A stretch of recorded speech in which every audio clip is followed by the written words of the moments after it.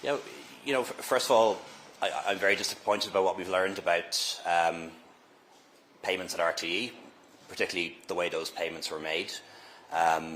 In response to that, the government has initiated a thorough review of the governance of RTE, and Minister Martin will brief Cabinet on that today, and we should have the terms of reference ready within a week or two. To do an in-depth and thorough governance review will take a few months, so we'd rather do it right than do it quickly. And in the meantime, we're suspending our work on the reform of the TV licence. But I do want to say this. It is important that we understand what all the facts are, and that's why the Oireachtas Committees in particular have an important role to play in making sure that we get answers to questions, that there is full accountability, and that will play out over the course of the next few weeks.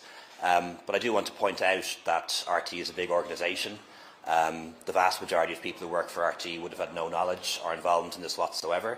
And indeed the board would only have known about it relatively recently, so we need to bear that in mind. And also we need to make sure we don't throw the baby out with the bathwater here. Public service broadcasting is important. RTE in very many ways plays a really important role in our society, from Irish language broadcasting, children's programmes, drama, sport, good quality news. We need to be cognizant of that. If things were done that were wrong, and I believe things were done that were wrong, that needs to stop, it needs to change, and people need to be held to account.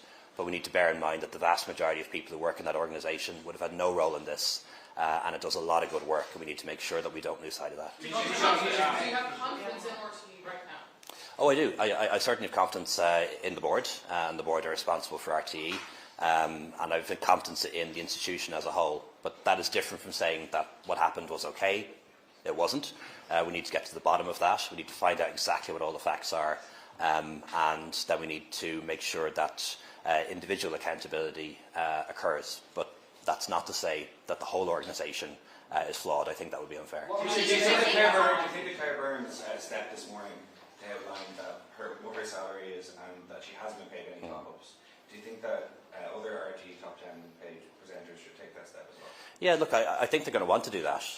Inevitably, they're all going to be asked about the fees that they receive and whether they receive additional fees indirectly. So I think it makes sense. It is up to them, of course, but I do think it makes sense and it's sensible from their point of view for them to clarify that, yes. Taoiseach, do you wonder that top executives in RTE could shrug their shoulders and walk away and wash their hands of this crisis and not have accountability? And what can the government do to ensure that?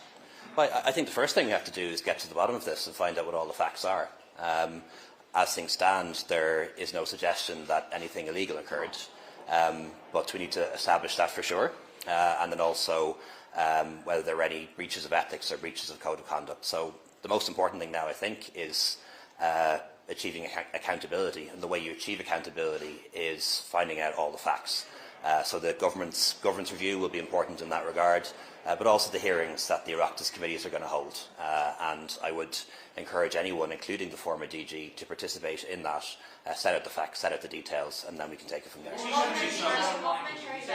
anyone else did, do you think that the way RTE has handled this crisis and communicating it to the public has been disappointing? How do you think they've handled this, given you knew about it before the public did? Sorry, shortly before, anyways. Yeah, well, look, there's a reporting line, and it is from the board to the minister and the minister to the government and the Taoiseach. So I would have been informed about this about a week ago.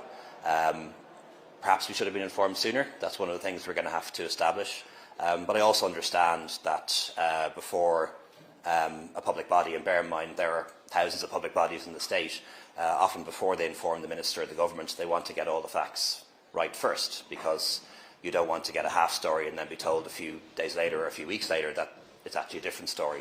But that's something we're going to have to figure out and establish, is whether the minister and the government should have been informed sooner. What kind of remedial measures you state the other day? What do you mean by remedial measures? What do you have in mind? Nothing specifically at this stage, but like I say, the most important thing now is the governance review, which the government has commissioned, and from that we'll be able to establish whether changes need to be made in how RTE operates and is run.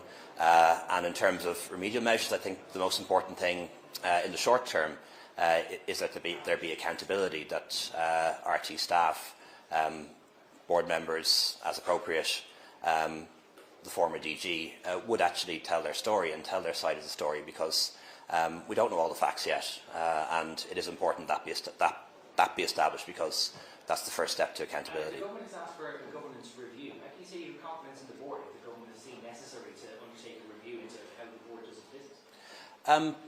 I do have confidence in the board, based on the facts and information that I have to date, and that the board is relatively new. The chair, only appointed in the last few months, did not make these decisions in relation to payments or indirect payments, and has taken action to deal with it. So I have confidence in the board. And there are committee meetings coming up, and there's an external review. But pending all of those procedures, do you think it would be a good idea for Ryan Tubridy to hand back billable payments this time? Oh, look, that really is a matter for him, and you've heard me say it before, and I'll say it again. I believe every citizen in the state should be afforded the presumption of innocence. So we don't know all the facts yet. I do think it's important that people come before Oireachtas committees, tell us their side of the story, allow us all to get the facts out there, and then we can determine the next steps after that. Ryan Tubridy should offer himself up for the committee. I think if the committees invite him to speak, he should be willing to do so.